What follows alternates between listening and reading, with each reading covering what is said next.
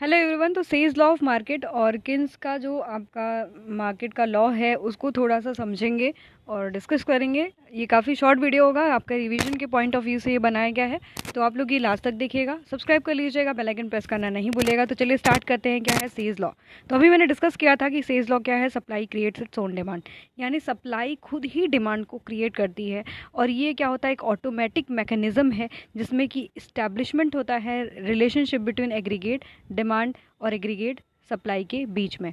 याद रखिएगा, इसने बोला कि ऑटोमेटिक मैकेनिज्म है ये, आपका एग्रीगेट डिमांड और एग्रीगेट सप्लाई के बीच में एक ऑटोमेटिक रिलेशनशिप बनता है।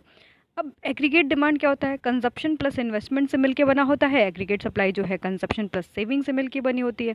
और ये आपका बाद में किन्स ने बताया कि जो आपका इन्वेस्टमेंट होता है वो सेविंग के बराबर होता है, ठीक है। पर यहाँ पर जो सेज का लॉ है, supply creates its own demand, एक ऑटोमेटिक मैकेनिज्म है जिसमें कि एग्रीगेट डिमांड और एग्रीगेट सप्लाई के बीच में आपका जो है इक्विलिब्रियम अटेंड हो जाता है।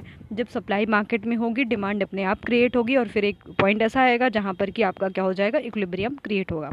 अब इसके इम्प्लीकेशन की बात कर लेते हैं। तो क्लासिकल जो सिस्टम था उसमें ऐसा कहा गया था कि there will never be a possibility of over and under production. कभी भी ओवर प्रोडक्शन नहीं होगा, कभी भी ओवर प्रोडक्शन नहीं होगा, मतलब ज़्यादा प्रोडक्शन नहीं किया जाएगा, और ना ही आपका अंडर प्रोडक्शन होगा। वेरी इंपॉर्टेंट, याद रखिएगा, कभी भी ओवर प्रोडक्शन और अंडर प्रोडक्शन का कंसेप्ट नहीं देखने के लिए मिलेगा इकोनॉमी में। किसने कहा? ये क्लासिकल सिस्टम में कहा गया है। फिर से याद रखिएगा पॉइंट को कि over production and under production नहीं होगा इकोनॉमी में, ठीक है।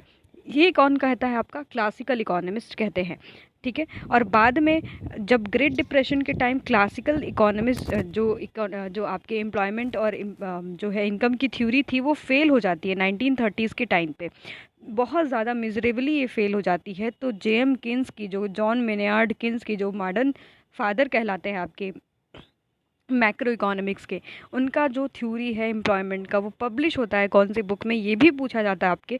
तो journal theory of employment and interest of and money में ये पब्लिश किया जाता है 1936 में। याद रखिएगा क्या बुक है? Journal theory of employment and interest and money. इसमें जो है इनकी थ्योरी पब्लिश की जाती है और इन्होंने डिमांड साइड पे फोकस किया है, ठीक है। किन्स ने क्या बोला? Demand creates its own supply.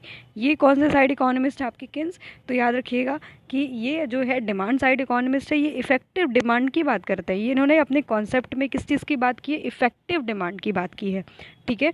और इन्होंने क्या बोला?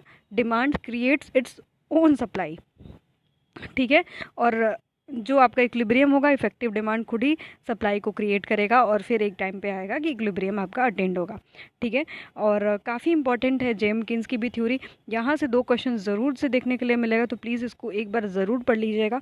और आपका जेएम किन्स की बुक का नाम क्या है? Journal theory of employment interest and money, 1936 में आया था। इन्होंने क्या बोला? Demand creates its own supply.